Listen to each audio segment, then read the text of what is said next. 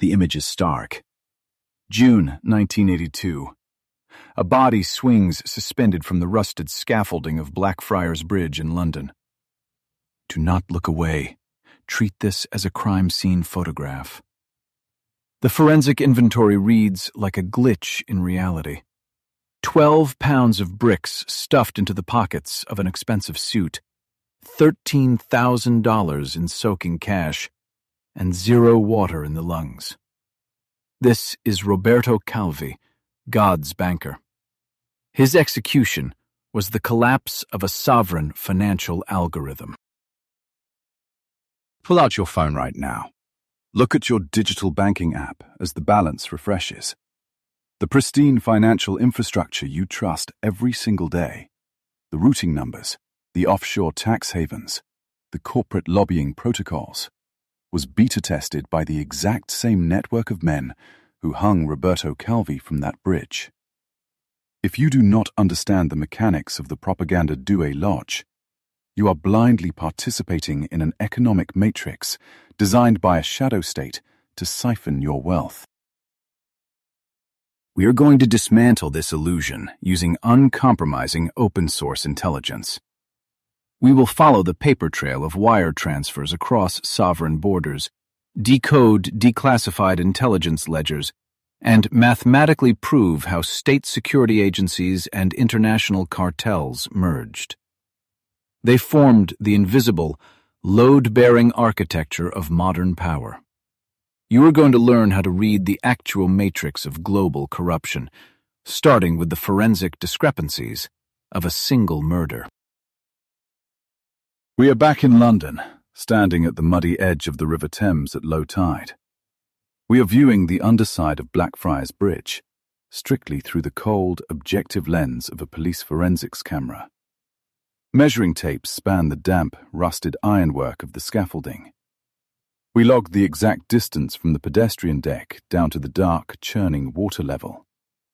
To the forensic accountant, a crime scene is an equation waiting to be balanced, and the mathematics of this death do not add up. The protocol dictates we start with the established timeline. Roberto Calvi was discovered dead on the morning of June 18, 1982. The City of London police arrived, processed the scene, and initially ruled the death a clear, textbook suicide. The investigation was quietly and efficiently shuttered, with an alarming, almost bureaucratic speed. The official narrative was packaged. A disgraced banker, overwhelmed by impending financial ruin, voluntarily took his own life. But the forensic physics violently dismantled this convenient police report. Look at the variables. Calvi was a 62-year-old man who weighed exactly 154 pounds. The official ruling asks us to believe that this aging, overweight executive managed to climb down 20 feet of treacherous industrial scaffolding in the pitch black of night. Yet, crime scene photographs confirm there was not a single trace of rust, paint, or metal dust on his custom leather shoes. The alibi falls apart completely when we cross-reference the environmental data. Archival tidal records from the Port of London Authority prove that, at the estimated time of death, the Thames water level was at its absolute highest point. The geometry is undeniable. A suicide drop from that specific section of the scaffolding would have resulted in immediate and total submersion in the river. However, the autopsy protocol recorded a glaring anomaly that breaks the timeline. The medical examiner's report states definitively that Roberto Calvi's lungs contained absolutely 0 river water. He did not drown, and he did not touch the Thames while breathing. This single data point transforms the entire scene from a tragic suicide into a meticulously staged theatrical production.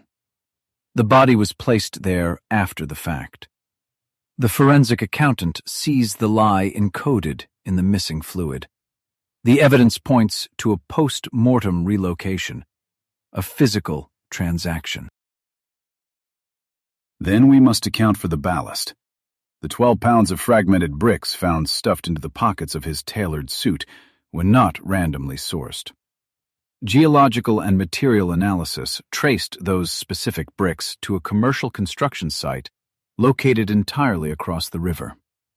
This completely breaks the profile of a solitary, desperate man walking to his death. It introduces a complex logistical operation requiring a completely different chain of custody for the victim. The presence of those foreign bricks dictates a new scenario. It implies that Roberto Calvi was loaded with the weights while standing on the deck of a boat moving beneath the bridge.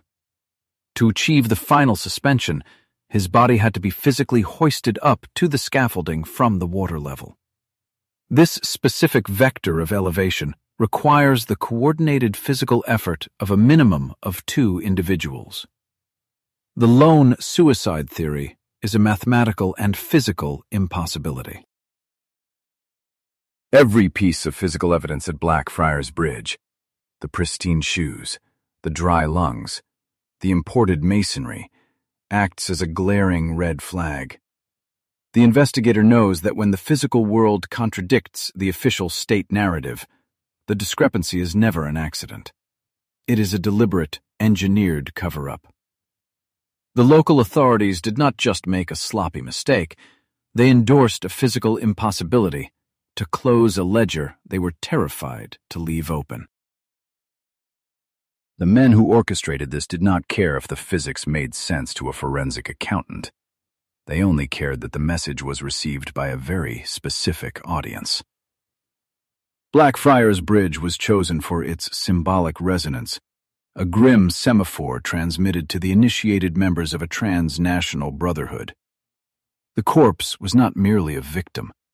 It was a receipt of a transaction, a brutally public audit of a shadow account that had suddenly gone into default.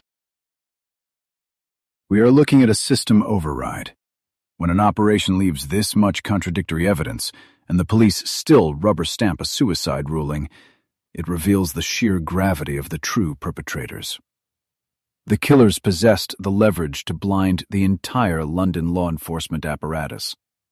This was not a localized murder.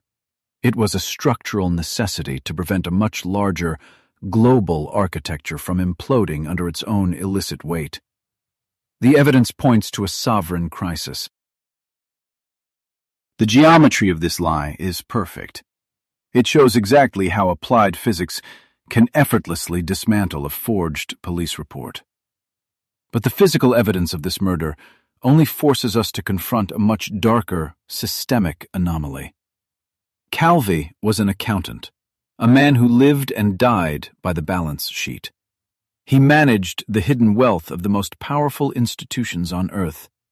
So what exactly was he trying to balance when the system finally turned against him? You do not stage a mathematically impossible suicide over a few million missing dollars. You do not compromise the investigative integrity of an international financial capital for a simple mafia dispute. You hang a man with bricks in his pockets to protect a sovereign deficit. The swinging body on the bridge is just the corpse of the operation. The killers are still hiding in the numbers. Now we have to find the offshore ledger that actually killed him. The physical evidence of murder scattered across Blackfriars Bridge forces us to ask a very specific mathematical question. If the corpse is merely the receipt of a transaction, what exactly was the ledger that Roberto Calvi was trying to balance with his life? The answer requires leaving the damp scaffolding in London and descending into the subterranean archives of the Bank of Italy. I found the motive not in a smoking gun, but in a catastrophic column of red ink. Sitting in the humming, fluorescent-lit sub-basement of the archive, you are surrounded by mountains of redacted wire transfer logs from 1982. Through the eyes of the forensic accountant, the brutalist architecture of Milan's financial district comes alive. A deserted banking floor, shredded paper covering the carpets like snow, and the aggressive, rhythmic punching of a dot matrix printer spitting out the final, fatal audit of Banco Ambrosiano. The ink on that continuous feed paper reveals the true cause of death. Days before Calvi was found hanging over the Thames, his entire financial empire collapsed outright. Auditors staring at the balance sheets discovered an absolute anomaly. A negative balance so massive it threatened the stability of the entire European market. This is the $1.4 billion hole. You do not hang a man for $1 million. You execute him to conceal a sovereign deficit. $1.4 billion does not just vanish into thin air. It cannot be stuffed into duffel bags or smuggled across the border in the trunk of a car. At this level of finance, theft requires a highly sophisticated bureaucracy. The forensic accountant approaches the discrepancy with cold, methodical exhaustion. Every missing cent leaves a paper trail, a digital footprint in the primitive mainframe computers of the era. The investigator simply has to follow the wires. Analyzing the transaction protocols reveals that the capital was systematically drained through an intricate labyrinth of phantom corporate entities. The money was routed out of Milan, fragmented, and wired into a complex web of shell companies headquartered in the Bahamas and Panama. These were empty legal vessels, holding no physical assets and conducting no legitimate commerce. They existed solely to swallow Ambrosiano's liquidity and scrub the origin of the stolen funds. But even the most complex money laundering operation requires a foundation of credit. The shell companies in the Caribbean were receiving massive, unsecured loans from Calvi's bank. To the trained observer, this is a glaring red flag in the ledger. A bank does not issue hundreds of millions in uncollateralized debt to an offshore ghost town unless there is a shadow guarantor backing the play. Someone with enough institutional power to bypass every standard regulatory protocol. The paper trail of those unsecured loans ultimately hits a firewall that no Italian magistrate could legally breach. The ultimate guarantor for the $1.4 billion was an entity officially known as the Institute for the Works of Religion.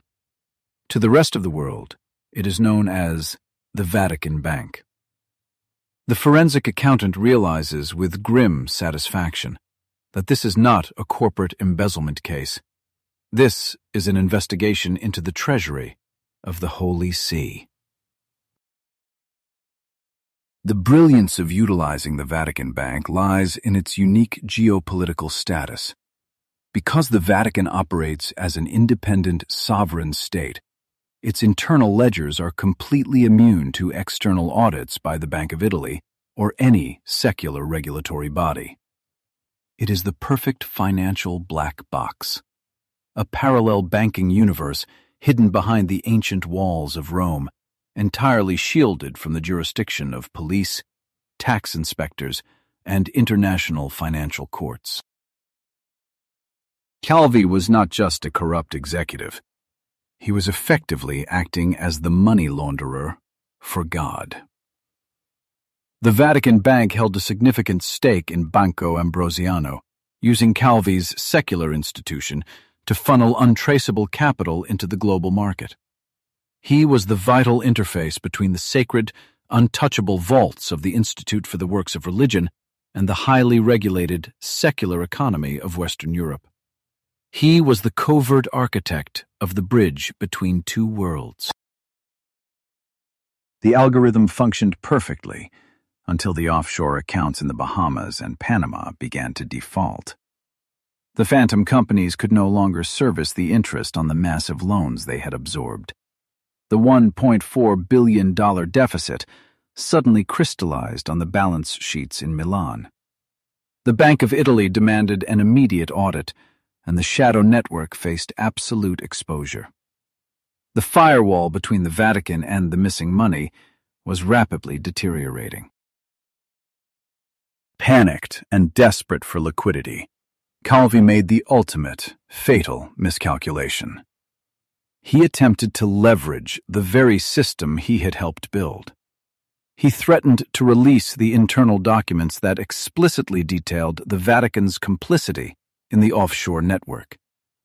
He believed that holding the financial reputation of the Catholic Church hostage would force the shadow guarantors to cover the massive shortfall and save his crumbling empire from total public liquidation.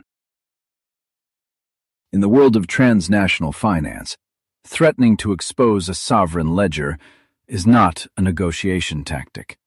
It is an immediate death warrant. The murder at Blackfriars Bridge was not an act of passion or localized revenge. It was a cold, administrative necessity. The system had to plug a catastrophic leak, and silencing the primary accountant was the most efficient protocol. The 12 pounds of bricks in his pockets were the final audit of a permanently closed account. But silencing the banker did not erase the structural reality of the network. The Vatican was only one node in a much larger, darker matrix of power. The missing billions were not just sitting in a vault. They were actively funding operations that altered the course of history. To understand who truly possessed the leverage to execute God's banker with absolute impunity, we must leave the sterile ledgers and search the private safe of a man who owned the state itself. To understand who possessed the leverage to access Vatican accounts and silence a man like Roberto Calvi, you have to follow the paper trail out of London and into the Tuscan hills. Through the eyes of the intelligence archivist reviewing the raid protocols, the scene is a stark contrast to a riverside murder. Police flashlights cut through the darkness of an opulent study inside Villa Wanda. The target is not a street thug, but the estate of Calvi's closest associate. The archivist studies the grainy photographs of the March 17, 1981 raid. Financial police didn't find the answers sitting on a mahogany desk.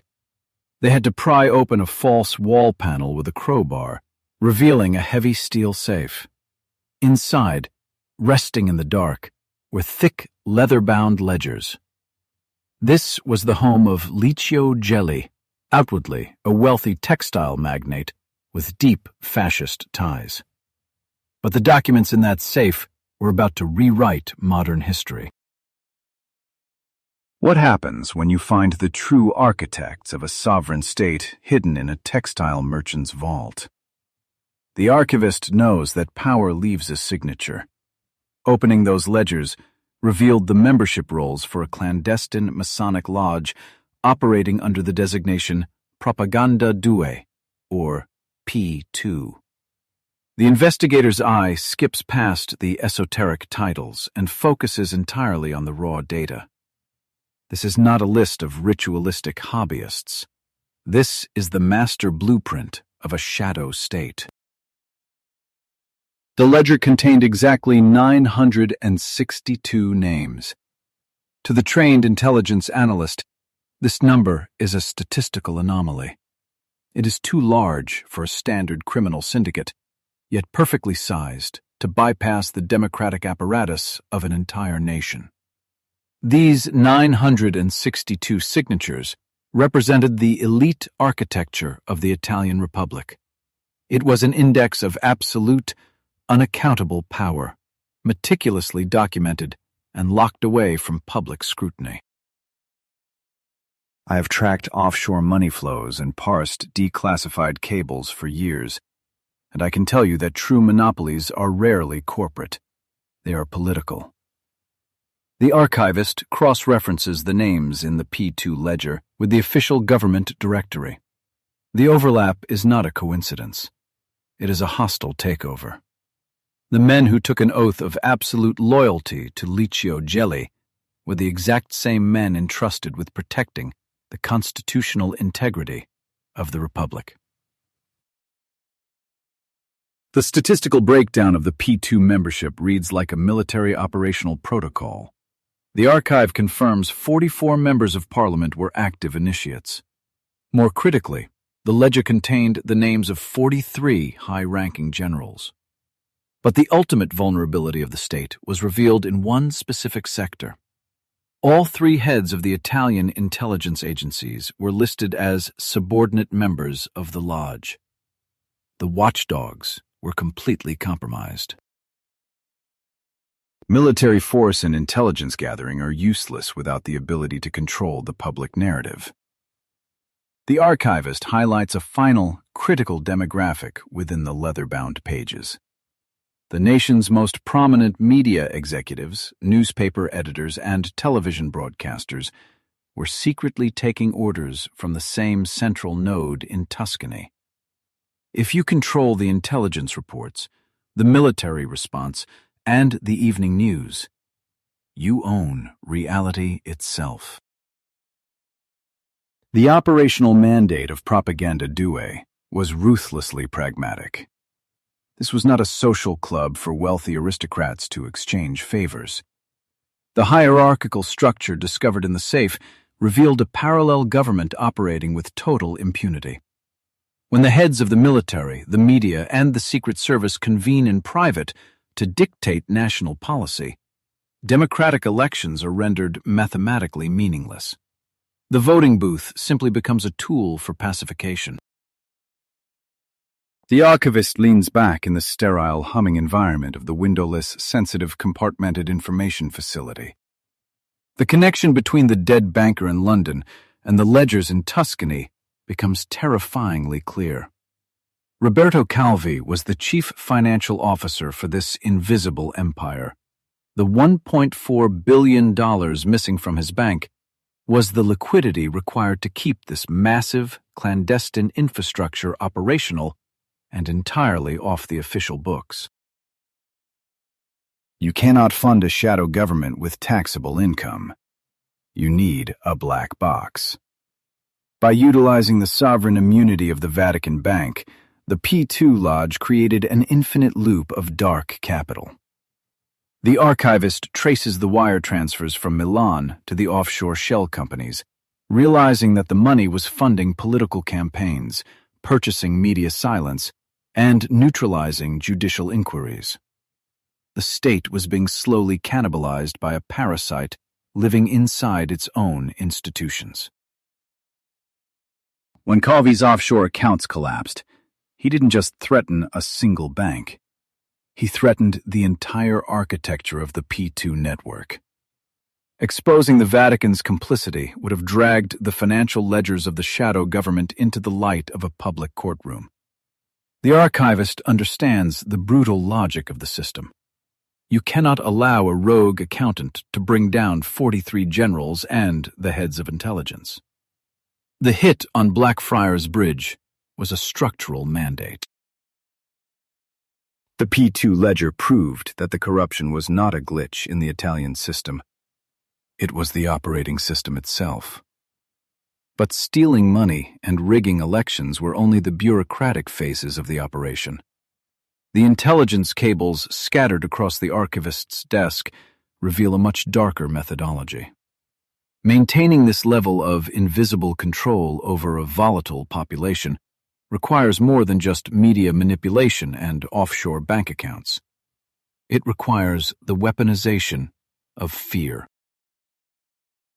As the archivist digs deeper into the declassified field reports, the financial crimes begin to pale in comparison to the physical atrocities.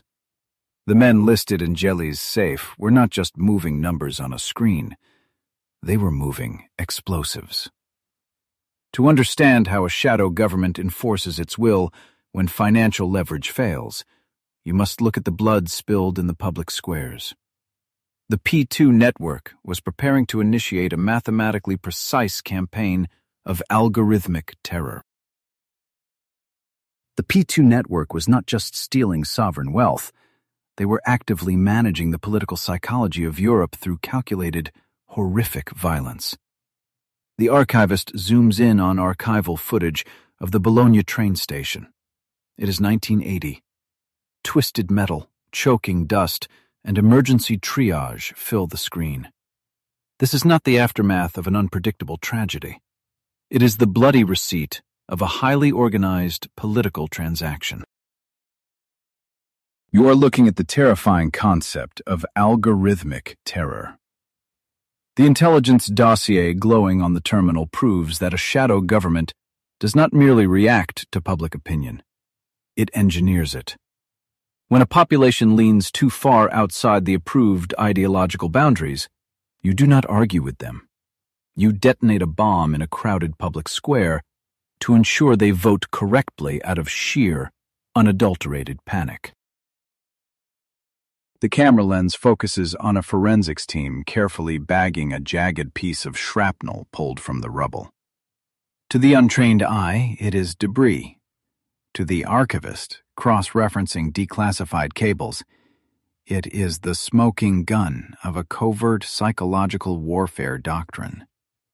The deadliest execution of this specific algorithm occurred on August 2, 1980.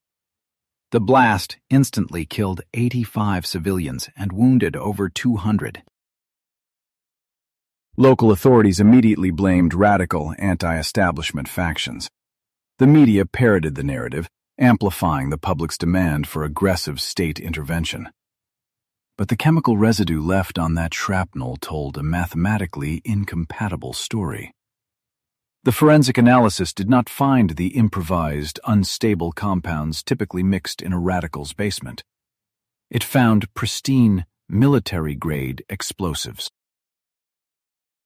The archivist pulls up the chemical signatures, matching them against classified NATO logistics registries. The explosive material was traced directly back to stockpiles controlled by Operation Gladio. This was a highly classified, heavily funded stay-behind network orchestrated by the Central Intelligence Agency and NATO. It was originally designed to hide weapons caches across Western Europe in the event of a Soviet invasion. But the Red Army never marched across Europe. The hidden arsenals sat untouched until the shadow government realized that the weapons could be repurposed against their own citizens. Declassified intelligence files directly connect P2 members to a protocol known as the Strategy of Tension. This was not a defense plan. It was an offensive, covert, psychological warfare doctrine designed to manipulate the ballot box. The objective was brutally simple: prevent communist electoral victories in Western Europe at any cost. If you cannot win the hearts and minds of the working class, you stage false flag terror attacks. You bomb train stations, banks, and public plazas. You create an atmosphere of such intense, unpredictable violence that the traumatized population willingly surrenders its civil liberties in exchange for military-grade security. The Bologna massacre was the crown jewel of this psychological operation. But executing the blast was only half the protocol. Controlling the subsequent investigation was the true masterclass in state capture. Investigations eventually proved that elite P2 members were already deeply embedded within the highest levels of the Italian Secret Service. They were the very men assigned to solve the crime they had just facilitated. The archivist reads through the redacted after-action reports detailing how these embedded agents actively derailed the local police investigation. They systematically planted fake evidence, including forged documents and strategically placed explosives on a train specifically designed to frame left-wing political groups. They hijacked the national grief and weaponized it, directing the public outrage exactly where the lodge needed it to go. The illusion of a benevolent state completely shatters right here. You are looking at intelligence agencies blowing up their own citizens to protect the power structure of an unelected elite. If this scale of systemic betrayal alters your understanding of history, hit the like button. To ensure you do not miss the rest of this declassified blueprint, subscribe to the channel. And I want to know in the comments, do you think this strategy of tension ever truly ended. The casualty lists staring back at the archivist from the glowing monitor are not recorded as tragedies in the P2 archives. They are recorded as operational expenses. You sacrifice 85 lives in a single afternoon, and in return, millions of terrified voters run to the polls to elect the exact authoritarian politicians funded by the offshore Vatican accounts. It is an atrociously efficient return on investment. But the strategy of tension, despite its brutal effectiveness, possessed a fatal flaw. High explosives and mass casualties are incredibly messy. They leave physical evidence.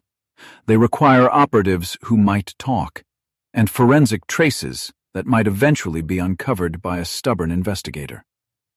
The bodies on the street risk exposing the very shadow structure they are meant to protect. The men who ran the Propaganda Due Lodge were essentially apex predators of the financial and intelligence worlds. They realized that ruling through continuous domestic terrorism was unsustainable. If you constantly bomb the infrastructure you are trying to control, you eventually damage the economic engine that generates your wealth. They needed a more elegant solution for total societal dominance. As the archivist closes the file on the Bologna station bombing, a new, much thicker dossier is pulled from the secure server. The assassinations, the hanged bankers, and the false flag bombings were merely the loud, chaotic beta tests of their true ambition. Licio Gelli's ultimate vision for absolute control did not require military-grade explosives or masked operatives planting evidence in the dead of night.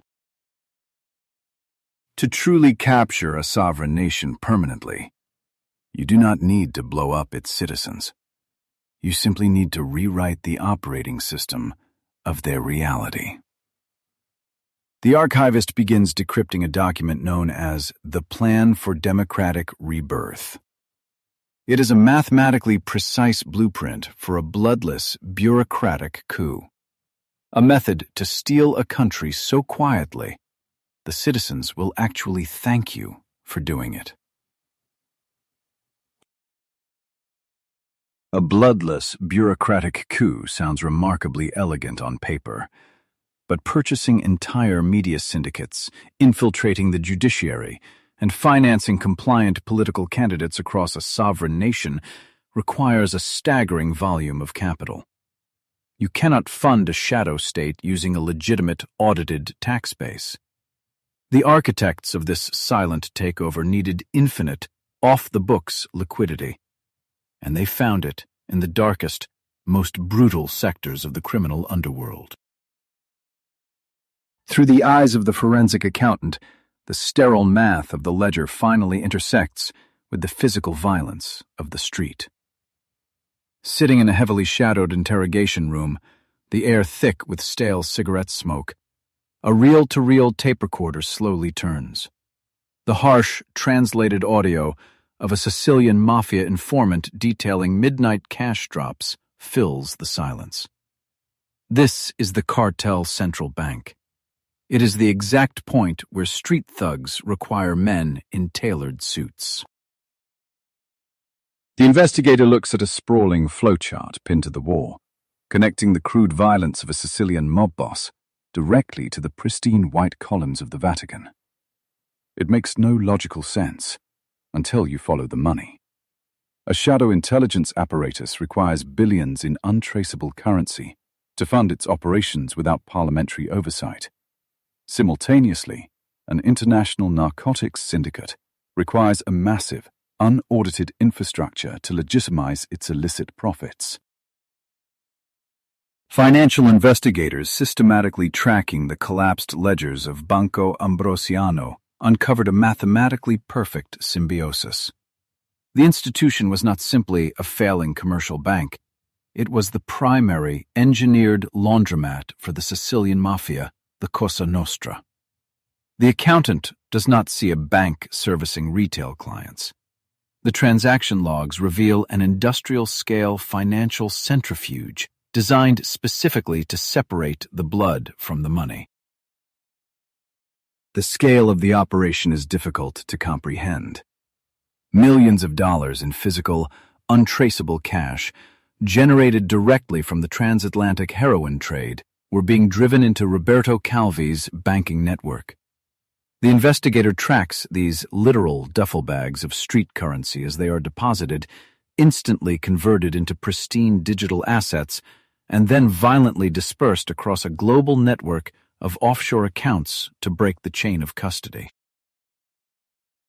But simply moving digital assets offshore is not enough to completely blind international regulators. You need sovereign immunity. The paper trail confirms that this narcotic capital was ultimately scrubbed clean through the network of Vatican-owned shell corporations. By routing heroin profits through the Institute for the Works of Religion, the mafia achieved the impossible. They transformed illegal drug revenue into wholly untouchable capital, entirely immune to Italian tax audits. This flawless machine operated smoothly until the mathematical reality of the $1.4 billion deficit finally shattered the illusion. When Banco Ambrosiano collapsed under the weight of its own unsecured offshore loans, Roberto Calvi did not just lose the Vatican's money. He effectively evaporated the working capital of the most violent criminal syndicate on the planet. The accountant traces the final, desperate wire transfers of a dead man out of time. The physics of the hanging at Blackfriars Bridge suddenly snap into sharp, horrifying focus. Forensic analysis of the power dynamics indicates that the murder was not a unilateral hit, but a highly coordinated joint operation. The Propaganda Due intelligence lodge needed Calvi permanently silenced before he could release the ledgers, exposing their shadow government. Simultaneously, the Sicilian mafia demanded a public, brutal execution as a penalty for the theft of their heroin profits. To the investigator analyzing the case files, the true horror is not the murder itself, but the unprecedented cooperation it reveals. You are looking at a boardroom meeting where Black Ops intelligence directors and cartel executioners sit at the same table, reviewing the same balance sheets. They did not operate in opposition. They were parallel departments within the exact same multinational corporate structure, sharing resources, logistics, and personnel to protect the core ledger. If you harbor any lingering belief that the state apparatus was capable of policing this cartel, you must examine the fate of Calvi's immediate predecessor. Michele Sindona was another highly connected financial architect who managed the exact same illicit portfolios for the mafia and the Vatican. Unlike Calvi, Sindona was actually captured, convicted, and placed inside a maximum security Italian prison, theoretically isolated from the syndicate's lethal reach. But the syndicate's reach was absolute, completely ignoring the concrete walls and iron bars of the state penal system. Exactly 4 years after the Blackfriars hanging, Sindona was systematically assassinated inside his maximum security cell. A lethal, scientifically measured dose of cyanide was quietly slipped into his morning coffee. The forensic accountant notes the chilling efficiency of the protocol. It was a murder committed in the most heavily guarded room in the country. This was not merely a convenient assassination. It was a loud, undeniable message broadcast to every prosecutor and politician in Europe. Poisoning a high-value inmate inside a secure federal facility requires the active complicity of the guards, the warden, and the surrounding political infrastructure. It definitively proves that the state apparatus was not just infiltrated, but entirely compromised. The law enforcement system was actively working for the suspects. I want you to look closely at the architecture of this power dynamic. The lines between a legitimate government agency, a multinational bank, and a global narcotics cartel have been completely erased. When the intelligence agencies that are supposed to protect you are financially subsidized by the very cartels they are pretending to fight, the concept of a democratic society becomes nothing more than a carefully managed illusion. The ledger dictates reality. The investigator switches off the reel-to-reel tape recorder. The silence in the interrogation room is suffocating. The realization sets in that the true enemy is not a shadowy group of men meeting in secret basements. The true enemy is the financial infrastructure itself. It is a system mathematically designed to reward sociopathy, where the ultimate currency is not the dollar or the lira, but the absolute, unaccountable leverage you hold over the institutions of justice. The brute force of the mafia and the lethal precision of the intelligence services successfully plugged the immediate leak. Calvi and Sindona were buried, and the most dangerous ledgers were secured. But the men of Propaganda Due were not content with merely surviving an audit. They took the billions generated by this transatlantic narcotics loop and began executing the next phase of Licio Gelli's manifesto. They were preparing to buy the lens through which you view the world. The assassinations, the cyanide, the bombings at train stations, these were merely messy beta tests for the syndicate. To the intelligence archivist, cross-referencing these brutal tactics in a sterile, temperature-controlled server room, a chilling pattern emerges. Licio Gelli's ultimate vision for total control was not about blowing up infrastructure or hanging bankers under bridges. His design was far more elegant, infinitely more insidious, and entirely bloodless. The archivist watches as code cascades down a high-resolution monitor, algorithmically translating the scanned, yellowed, typewritten pages of Gelli's private manifesto into a searchable digital database. The document is titled The Plan for Democratic Rebirth. The anomaly here is the absolute lack of military jargon. There are no logistics for troop movements or supply chains for weapons. You do not need armored tanks to execute a coup when you have an unlimited checkbook. This dossier, seized during the 1981 raid on Villa Wanda, outlines a mathematically precise protocol for a hostile takeover of a sovereign state from the inside out. It is the blueprint for a soft coup. The investigator's lens reveals a terrifying reality. If you can systematically purchase the printing presses and the broadcast towers, you completely bypass the need to suppress the population by force.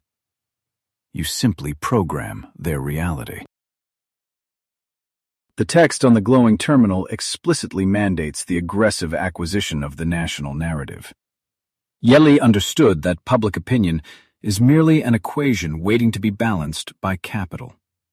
The protocol directed lodge members to funnel their laundered offshore billions into purchasing major television networks, national newspapers, and regional radio stations. The objective was the total consolidation of media monopolies into a single, tightly controlled funnel.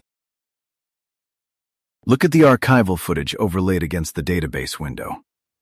We see modern news anchors across dozens of theoretically independent channels, all repeating the exact same talking points in absolute unison.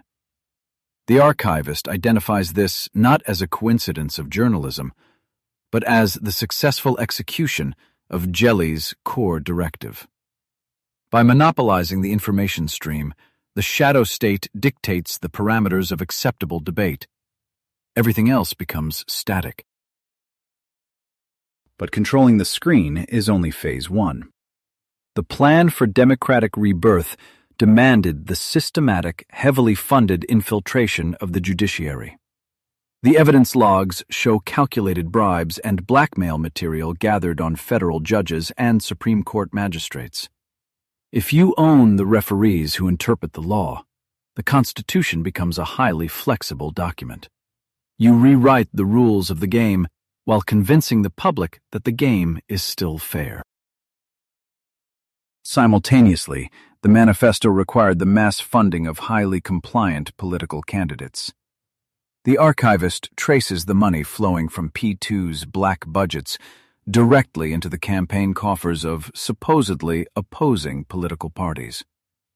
The brilliant cynicism of this strategy is that it completely neutralizes the threat of an election. It guarantees that no matter which candidate the public selects, the ultimate beneficiary remains the same hidden syndicate. This creates a perfectly managed spectacle. You walk into a voting booth believing you are exercising your sovereign right as a citizen, unaware that both options on the ballot were pre-authorized by men who view democracy as a liability to be managed. The investigator recognizes this as the ultimate hack of the social contract. Jelly weaponized the democratic process against itself, turning the illusion of choice into the most effective mechanism of population control. We are tracking a virus that escaped the lab. Political scientists and forensic data analysts reviewing this text in the year 2026 note a deeply disturbing evolution. This exact methodology, the media consolidation, the dark money funding political campaigns, the strategic placement of judicial nominees, did not die with the exposure of the P2 Lodge. It merely dropped the Masonic rituals, put on a tailored suit, and relocated to the financial districts. What began as a highly classified treasonous conspiracy in 1981 has seamlessly transitioned into the standard operating procedure of modern global capitals. The archivist highlights the direct correlation between Jelly's illegal manifesto and the entirely legal, multi-billion-dollar corporate lobbying structures we accept as normal today. The shadow government simply lobbied to make its covert operations completely lawful. The crime was legalized. Follow the paper trail from the servers of Milan to the server farms of Silicon Valley and the lobbying firms of Washington. The transaction logs prove that the architectural blueprint of the P2 Lodge is currently running the Western economy. We traded a clandestine cabal of generals and fascists for a sterile, highly efficient oligarchy of hedge fund managers and tech billionaires. The aesthetic changed, but the mathematical formula for control remained exactly the same. I found the most terrifying aspect of this database is its sheer banality. There are no cloaks or daggers here, only balance sheets and board meetings. The investigator understands that modern systemic corruption does not require violence when it has legislation.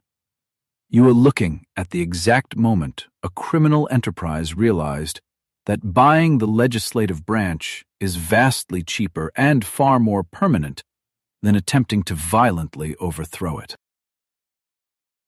You are actively living inside Licio Jelly's completed puzzle. The algorithms that serve you news, the banking applications that hold your currency, and the legislative bodies that write your laws are all infected by this initial blueprint. The archivist closes the digitized manifesto, the screen fading to black. The structural damage to the Republic is absolute, and the perpetrators left a detailed receipt of exactly how they pulled it off. The cold reality of this forensic evidence shatters the comforting myth that systemic corruption is a series of unfortunate accidents. It is not an accident. It is an engineered product. The financial and political crises you experience as chaos are, in fact, highly orchestrated wealth transfer mechanisms functioning exactly as intended by the men who drafted the plan for democratic rebirth. They did not break the system. They successfully redesigned it to serve only them. The true genius of the Propaganda Due protocol was rendering itself invisible by becoming the new normal. The investigator stares at the silent server racks, acknowledging the bitter truth. When a cartel successfully merges with the central banking apparatus and the legislative process, the concept of a crime ceases to exist. They authored the rules, and now we must follow the digital money into the present day to see where those offshore trillions are hiding right now. We followed the digital money out of the 1980s, stepping away from the silent server racks of Milan and straight into the present day. The investigator boots up a terminal in a completely dark room, the only illumination radiating from a massive, complex network graph on the monitor. We are firing up modern open-source intelligence software, tracking the exact same offshore pathways that Roberto Calvi died trying to protect. On the screen, nodes representing offshore banks begin to light up, connecting across the globe in a pulsing web of digital transactions. This is the visual representation of trillions in dark money flowing in real time. The propaganda network of P2 was publicly exposed decades ago, but the financial architecture they pioneered was simply far too profitable for the global elite to ever dismantle. The forensic accountant watches the data cascade across the monitor, identifying a disturbing pattern in the routing numbers. We call this the immortal glitch. You are taught that the financial loopholes of the 1970s were closed by modern regulations and compliance laws. The terrifying truth glowing on this screen proves those exact same mechanisms are functioning flawlessly right now. Modern open-source intelligence analysis strips away the illusion of a regulated global economy. When we cross-reference current corporate registries with the historical ledgers recovered from Villa Wanda, the overlap is mathematically undeniable. The exact same Caribbean tax havens, the identical blind trusts, and the precise shell company loopholes engineered by Calvi remain fully operational in 2026. The forensic accountant pulls up the raw data from the 2016 Panama Papers, overlaying the leaked transaction logs onto the P2 blueprint.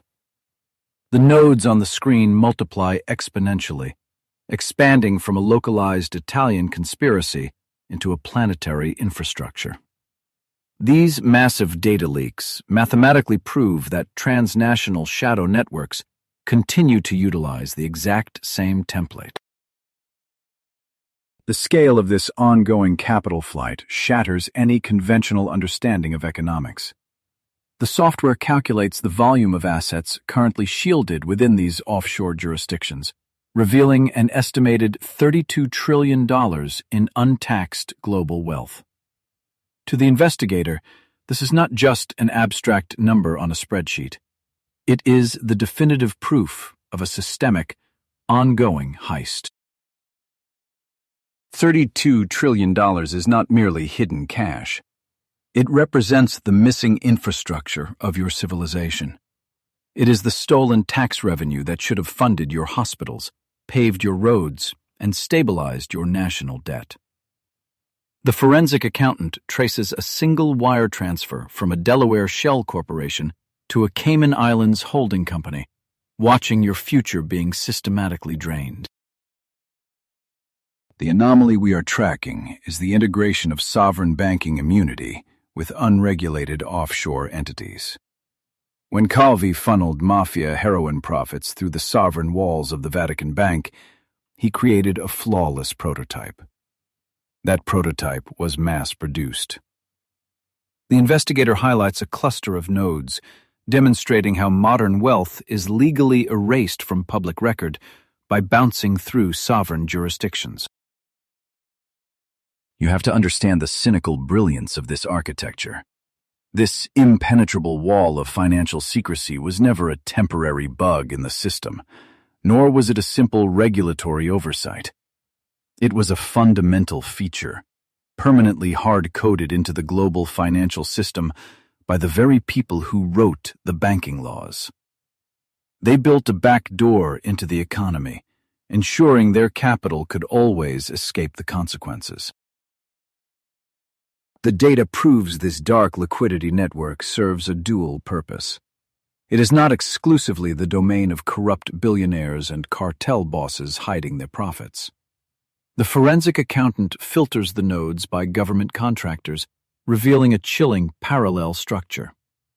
Western intelligence agencies continued to rely heavily on this exact same invisible architecture to fund proxy wars and off-the-books operations globally. By routing operational budgets through the same offshore havens used by transnational syndicates, these intelligence apparatuses achieve total financial invisibility. The monitor displays a series of untraceable shell company transactions flowing into active conflict zones. This allows the deep state to execute covert warfare entirely without congressional or parliamentary oversight, bypassing the democratic process entirely. The investigator zooms out, viewing the entire glowing network graph as a single living organism. The P2 Lodge did not fail. It successfully infected the host. They taught the intelligence community and the financial elite that if you merge state power with offshore secrecy, you become completely untouchable. You are looking at the ultimate black budget, a self-sustaining financial engine that answers to absolutely no one. This is why the glitch remains immortal. You cannot expect the authorities to dismantle a money laundering apparatus when the authorities themselves require that apparatus to fund their own covert agendas. The forensic accountant documents the paper trail, sealing the evidentiary file. The system is functioning with brutal, mathematical efficiency, perfectly balancing the ledgers of both the cartel and the intelligence officer. Every time you swipe your debit card or pay your income tax, you are participating in a visible, heavily monitored retail economy. Meanwhile, the architects of this shadow system operate in a completely separate financial reality, transferring billions across sovereign borders with total impunity. The investigator logs off the terminal, leaving the dark room as the server quietly hums, processing another invisible trillion. We have followed the blood from the scaffolding of Blackfriars Bridge to the offshore accounts of the modern global elite. The mathematical proof is absolute, and the paper trail is unbroken. The financial mechanisms that Roberto Calvi died for are currently governing your reality. The chilling truth is that the cartel merged with the central bank decades ago, and we are only now realizing that we are living inside their ledger. If the architecture we exposed is still running, what happened to the architects? The server, humming in the dark room, processes trillions, but the men who wrote the code did not vanish into the digital ether. We leave the fluorescent lights of the intelligence archives and step into the warm Tuscan sun. This is where the story of the greatest financial heist in modern history quietly ends, not with a raid, but with a retirement. I started this investigation looking at the physics of a hanging body under Blackfriars Bridge. I thought we were tracking a rogue banker, a localized anomaly. But as we followed the blood through Vatican shell companies, mafia heroin cash, and NATO explosives, the actual geometry of power came into focus. We did not find a conspiracy. We found the operating system of the modern world. The criminals did not infiltrate the state. They were the state. You have been conditioned by cinema to expect a reckoning at the end of the third act. A judge wielding a gavel, a mastermind in handcuffs. But the puppet master of the propaganda duet lodge, Licio Gelli, faced no such Hollywood ending. He was never fully brought to justice for engineering terror or hijacking a sovereign democracy. He died of natural causes in 2015 at the age of 96, living comfortably in his luxurious Tuscan villa. The physical wealth he mobilized met an equally invisible fate. The $1.4 billion missing from Banco Ambrosiano was never recovered by Italian authorities or global regulators. It did not evaporate. It was permanently absorbed into the arteries of the dark economy, paying for proxy wars, silencing dissidents, and compounding interest in offshore jurisdictions. That capital is still circulating today, completely untethered from the rule of law. This is the most terrifying realization of our entire forensic audit. The P2 anomaly forces a chilling scientific conclusion. Transnational shadow networks are entirely immune to local justice systems. When your syndicate operates across international borders, controls the intelligence agencies investigating you, and funds the politicians passing the laws, you are no longer a criminal enterprise. You become a sovereign entity, unbound by human consequence. Look at the ledger we have reconstructed. We tracked the mafia laundering its heroin money through the Vatican, while the CIA used those exact same channels to fund domestic terrorism in Bologna. These are not opposing forces fighting for the soul of a nation. They're simply different departments of the same ruling corporation. Intelligence, high finance, and organized crime share the same balance sheet, collaborating perfectly to maintain their monopoly on power. You do not live in a world governed by transparent democracies. That is the comforting illusion sold to you on cable news networks that these exact same networks purchased decades ago. You live in a highly managed economic matrix designed by apex predators.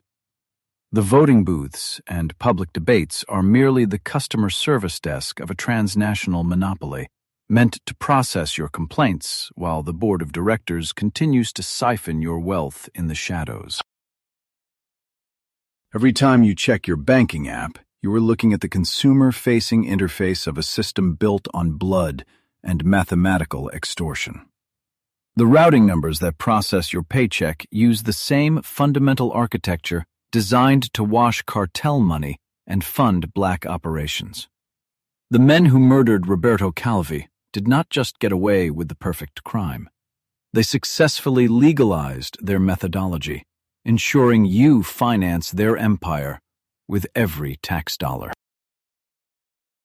We have dragged this architecture out of the shadows, but exposing the ledger is only the first step. If this forensic analysis shattered the illusion of the news cycle for you, hit the subscribe button to join this ongoing investigation. We are going to keep auditing the deep state, tracking the shell companies, and pulling the thread on global corruption. Leave a comment below with your verdict on the P2 network, because the real resistance begins with awareness. The camera pulls away from the Tuscan hills, sweeping over the cold, indifferent financial centers of London and Wall Street. The system does not care that we know how it works. It relies on your exhaustion and your apathy.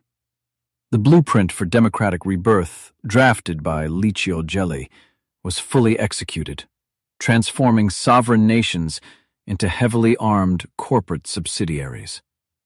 The bad guys simply won, and they locked the vault from the inside. The ultimate tragedy of Roberto Calvi is that his death was just a line item, a minor recalculation in an algorithm that continues to govern our lives today. We are left staring at a flawless machine, realizing that true power is the ability to write the laws that make your crimes invisible. The investigation is closed, but the ledger remains open, quietly bleeding the world dry. I am your lead investigator, and I am signing off.